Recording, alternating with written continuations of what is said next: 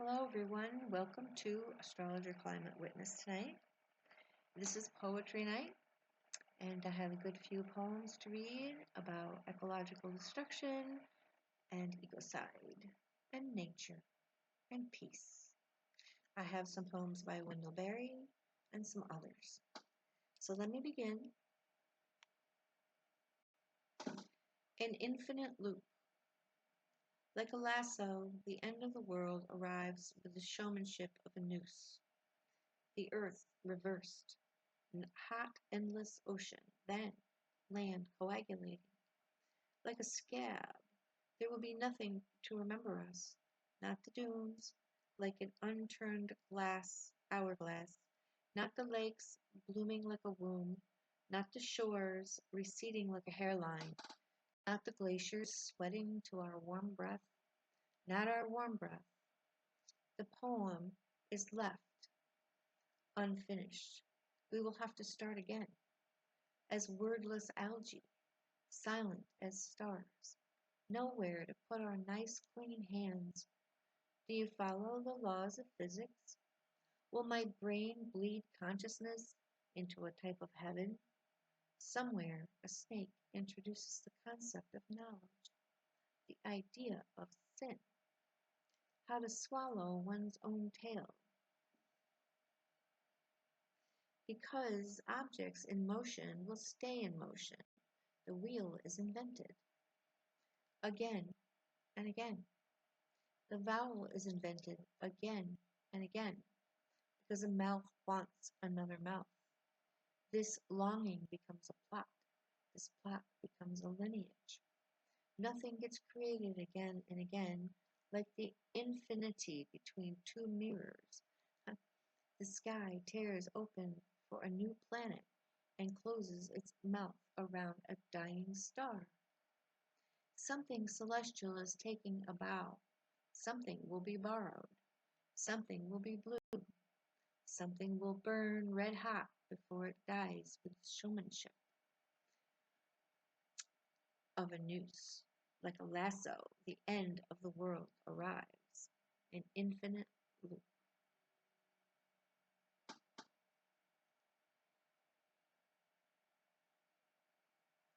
Yes, the cycle of species does go on and on. But how much damage will we really do on this planet before we ourselves are gone? With 400 plus nuclear power plants around the planet, which will eventually all melt down. I mean, I would like to think that we could, at some point, begin decommission. But you have to have a functioning civilization for that, to build those and take care of all that waste, to build whatever they're going to build to take care of it. Decommissioning the plants would help. But then if you ever want to find out what happens with the waste, look up the Washington waste dump for nuclear waste from World War II, etc. What is it called? It begins with an H. Is it Hartford? Oh, I'm forgetting right now. But if you look that up, you'll see how bad that is. So let me continue. Oh, Kitty's sitting on my glasses. Silly girl. Want to say hi?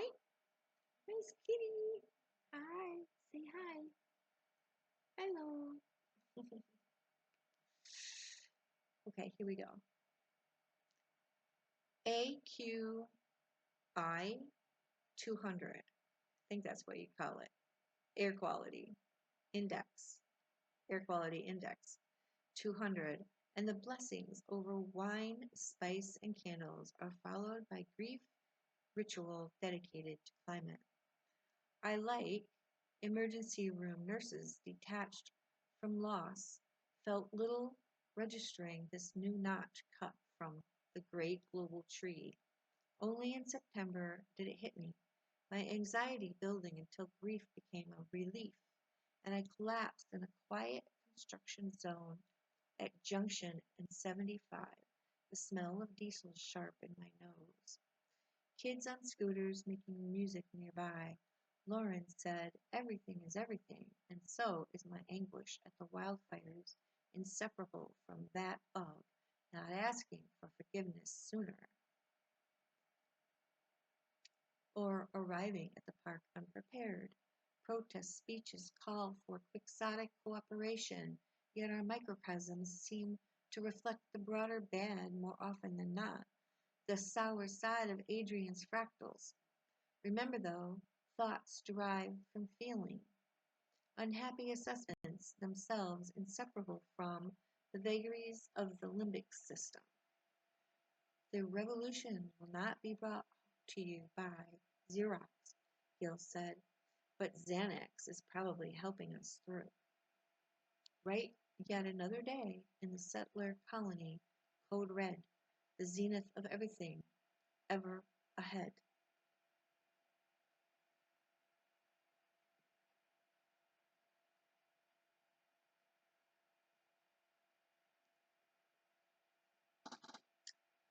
Poem.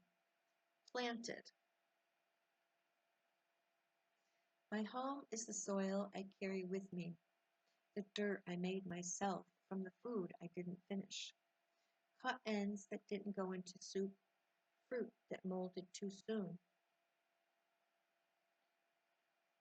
Energy cannot be created or destroyed, only transformed. Remember that. My plants and I dine from the same menu, then exchange. I eat a leaf or a flower, or sometimes a true fruit, and we are one.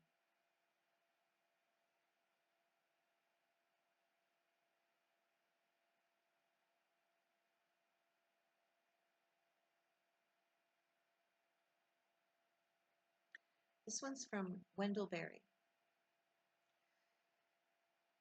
The want of peace.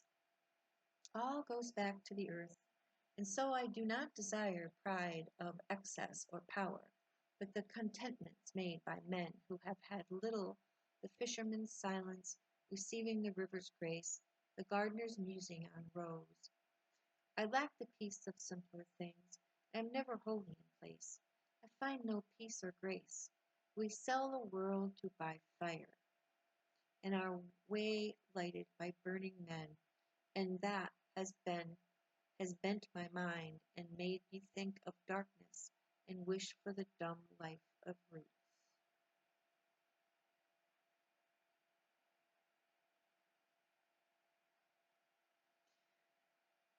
Here's another one. The peace of wild things. When despair grows in me and I wake in the middle of the night at the least sound, in fear of what my life and my children's lives may be, I go and lie down where the wood drake rests in his beauty on the water, and the great heron feeds. I come into the peace of wild things, who do not tax their lives with forethought of grief. I come into the presence of still water, and I feel above me the day-blind stars, waiting for their light. For a time, I rest in the grace of the world, and am free.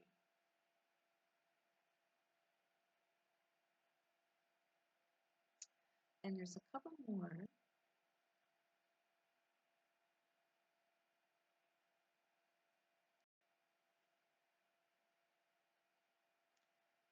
I took screenshots of these.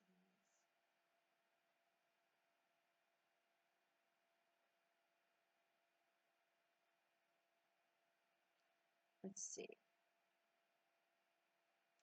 Some effects of global warming in Lackawanna County.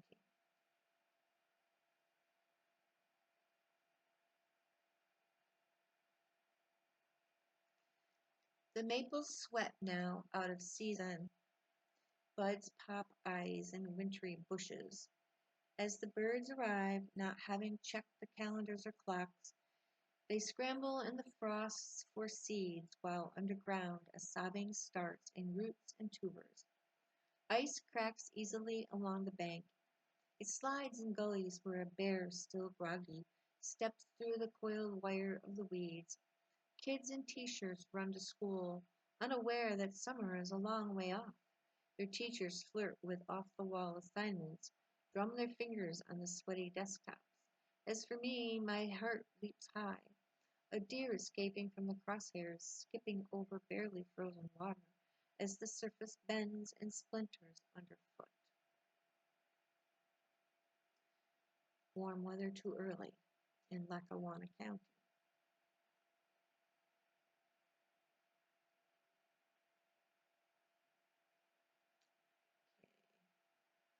Oh, here was a good one. It's called The Comprador. The thing about realism is industry really means extraction, but extraction now means extinction. So industry is code for annihilation, as in Code Red, Baya Mare, Chernobyl, Minamata, Deepwater, Fukushima, whereas your Exxons are no longer mechanical but austere and financial, radiant nanotech vampire forsake southern France, every asset code black, just a fire in the distance when together we discover in petroleum superbloom that the world is mutable, seas become mulberry fields.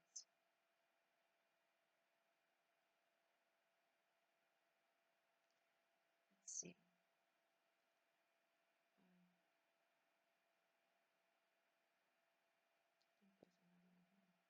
Oh, yes, this was good.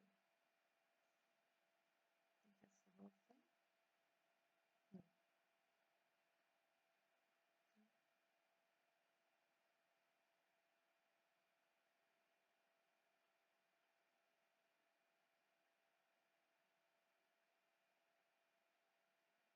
Ooh, and I have a couple more.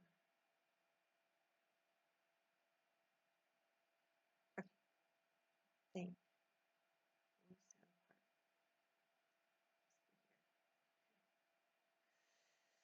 Here we go. Evening. Moonlight pours down without mercy. No matter how many have perished beneath the trees, the river rolls on. There will always be silence, no matter how long someone has wept against the side of a house, bare arms pressed to the shingles. Everything ends, even pain, even sorrow. The swans drift on, reeds bear the weight. Long distances carting our bags, our packages, burdens, or gifts. We know the land is disappearing beneath the sea, islands swallowed like prehistoric fish. We know we are doomed, done for, damned, and still the light reaches us, falls on our shoulders even now, even here where the moon is hidden from us, even though the stars are so far away.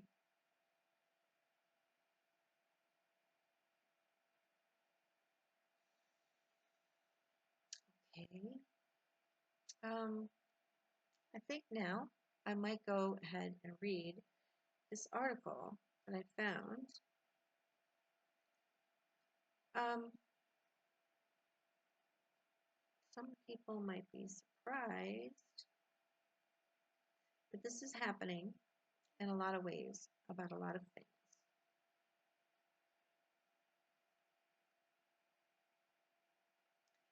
Here we go. The People's Project. This is the Facebook group, I imagine, that put this forth. Tony Pentimalli. Okay. The storm, this is not a poem, this is an article. The storm Trump walked away from. What Arkansas learned about loyalty in the wreckage.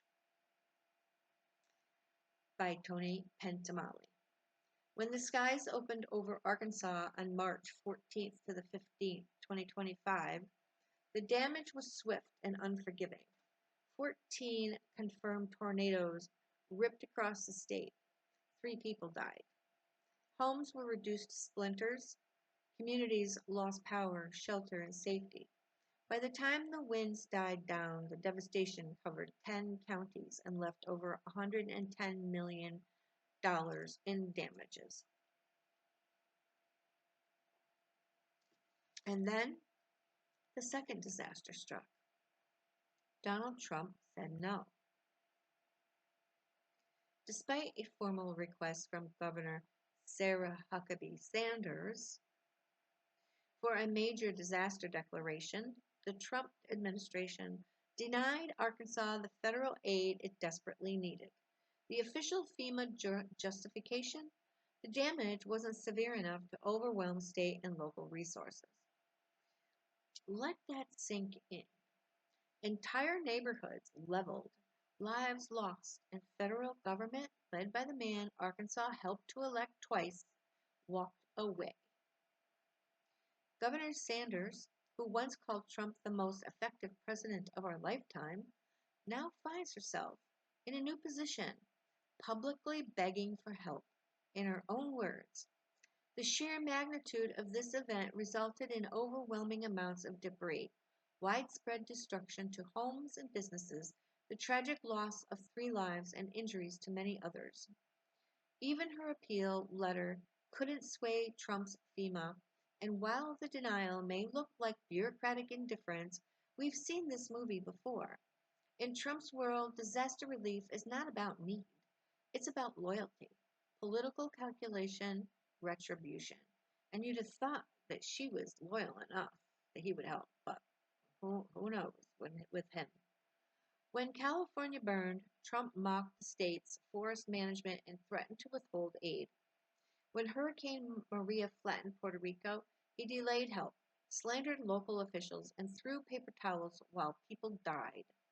When COVID ravaged blue states, he floated holding back ventilators and aid based on which governors showed him enough appreciation. This is not fiscal policy, it's punishment. Sarah Huckabee Sanders, meet the Trump doctrine. Governor Sanders served as Trump's press secretary, spinning his every lie, excusing his every cruelty. She carried water for the man who now leaves her state to rot.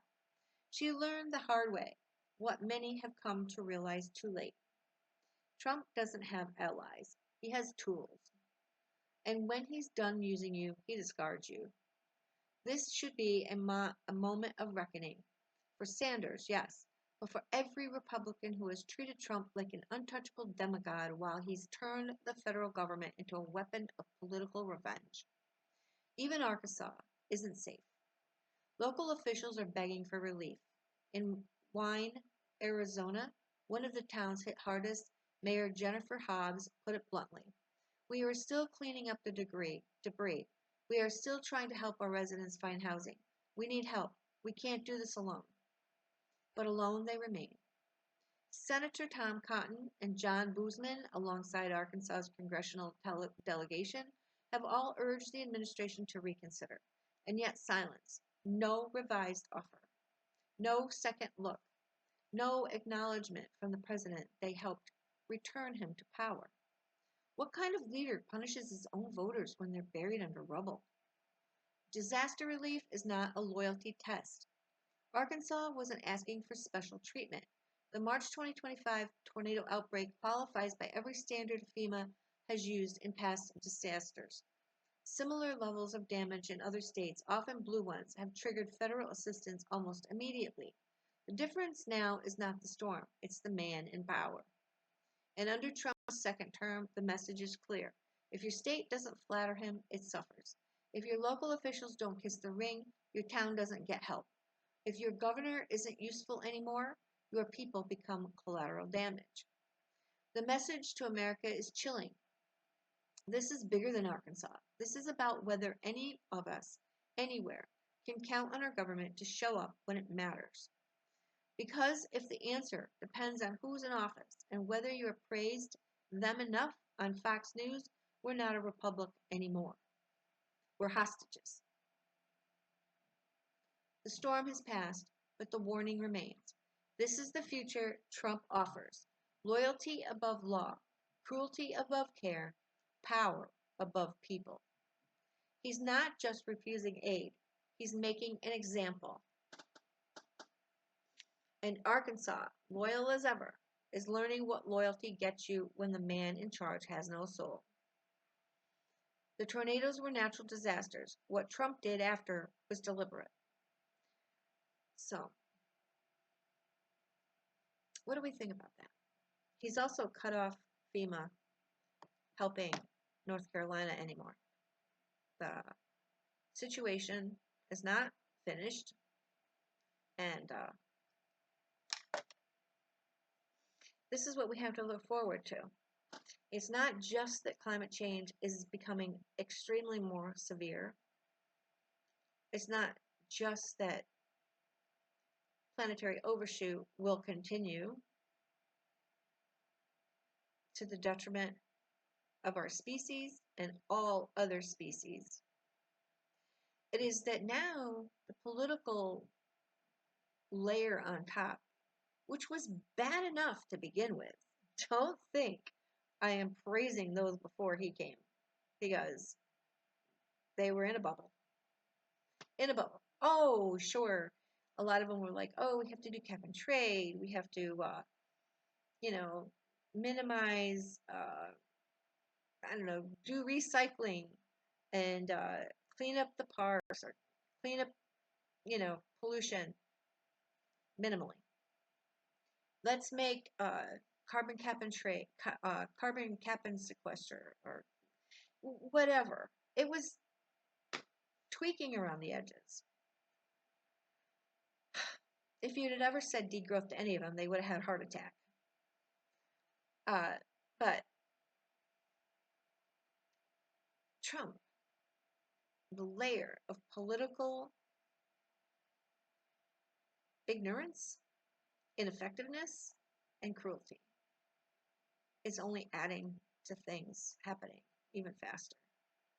So if your town or your city or your farmers need help, they're not going to get it. If they kiss his feet, they might get a little dribble. A couple drops here, a couple drops there. Kiss him again, you get a little bit more. That's the way he works. He's a mafia don. He loves it. He loves power. He loves control. He loves manipulating. So this is what we've gotten. It was always going to be this way. It was always going to be the fact that any species uses or has to succumb to the maximum power principle. And I should have that available to read, but I don't. I didn't know I was going to talk about that. But you can look it up, the maximum power principle. And you'd think that we'd be smarter. We humans would be smart enough to realize that that is a thing, but they never, the politicians, they never listen to actual real climate scientists or any real scientists. I mean, they'll listen to a scientist that's helping a corporation drill for oil or drill for minerals or drill for coal or, mine for coal, gold, silver. They'll listen to science if they're getting something out of it and making money. That's when they listen to scientists. But if they're hearing scientists say, we can't do all this anymore, it's killing us. It's killing our biosphere that keeps us alive. So, all right, I think that's good for tonight. I do have a very serious article that I should read right away. I'll probably do that tomorrow or the next day. I'm going to warn right here, if you're watching this one and you come back to watch that one in a few days, it's not nice. It's very scary. So, I'll give a warning at the beginning of that, and I'll write it on the introduction. So, I will list these poems. So you can look them up. Okay. Take care. Thank you for coming. And I know I don't have like a lot of fancy electronic stuff going on. I don't know how to do a lot of that stuff, and I don't have an interest. I'm not really an electronics person, you know. If I had somebody to help me set up, learn about it, I suppose I could probably do that. That's how I do best. I learn by working with somebody, you know. Um, I don't know what part of my chart that might be. I do have Gemini on the seventh house cusp, so there you go. And Mercury's in my first house, conjunct the ascendant with Saturn. So, you know, I like to learn with people, and I like to have somebody work with me to show me stuff. I was never very good at learning from reading out of a book how to do something. Uh, it would just leave me with too many questions. I'm like, wait a minute, what do they mean by that? You know, reading too much into it or over analyzing. Okay. Anyways, spring is here. It was beautiful today. My plants, even though they're behind, my seedlings are not. They didn't come up very fast. I got them in a little late. I got little dinky winky germinated seeds coming up in some cases, and I planted a few more today. So take care and enjoy the sun in the spring, and I hopefully will see you next time. Bye.